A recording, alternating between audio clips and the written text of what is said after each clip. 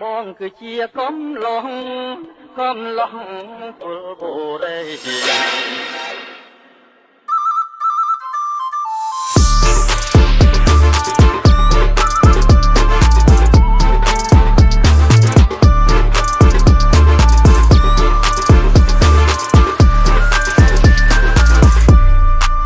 ถ้าบางทีកំឡងមកគល់បរិយថាបางทีកំឡងស្មងនៅមន្ទីរមានជ័យបើបានបងនាងកុំភ័យថ្នាក់ថ្នមស្រីងាបើបានបងនាងកុំភ័យបងនឹងថ្នាក់ថ្នមនឹងស្រីងាបត់ដូនតាបងក៏ច្រៀងពីស្នេហ៍ស្មោបត់ដូនតាបងក៏ច្រៀងរៀបរាប់ស្នេហ៍ស្មោថាខេតបងល្អទាំងអង្គកំឡងមកគល់បរិយថាខេតបងល្អទាំងអង្គគឺជាកំឡុងមន្ទីរមានជ័យស្មោបងស្មោគ្មានប្រែស្មងតែមានមេគ្មានលួចលាក់ពីបីបត់ចំរៀងកាលនោះគាត់ផថាគាត់មានកូនពីរបីតាមពិតជាពាក្យកូនកាលៃឲ្យអ៊ំស្រីបងលងស្នេហ៍គាត់ទេអូនជឿបងចោះបងស្មោគ្មានអ្នកផ្សេងទេអូនជឿបងចោះបងស្មោគ្មានអ្នកស្មើទេសាជឿបងចង់ណាពីស្រីនងកាណាខំជាបងស្រី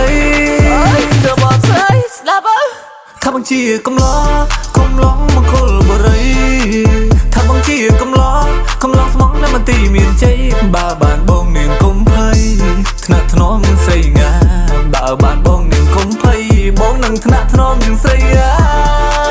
បត់ដូនតាបងក៏ច្រៀងពីស្នេហ៍ស្មោបត់ដូនតាបងក៏ច្រៀងរៀបរាប់ស្នេហ៍ស្មោថាខេតបងល្អទាំងអង្គកំឡុងមកគល់បរិយថាខេតបងល្អទាំងអង្គគឺជាកំឡុងមន្ទីរមានជ័យ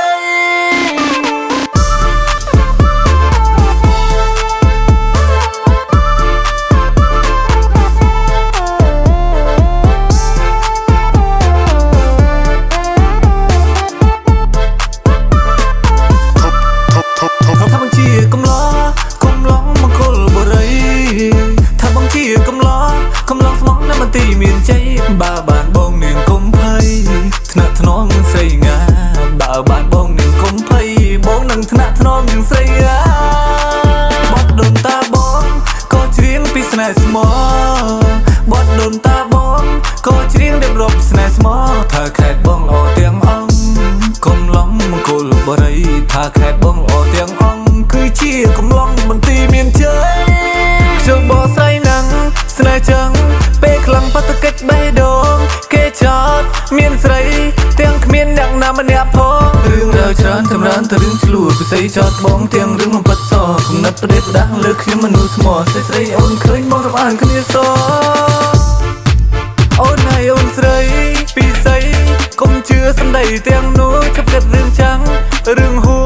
គិតនាំតែឈឺទេអូនថាស្រីបងជាបងប្អូនរាប់អានໄວធម្មតាទេស្ងួនជប់គ្នាចាប់ដៃយើងហៅបង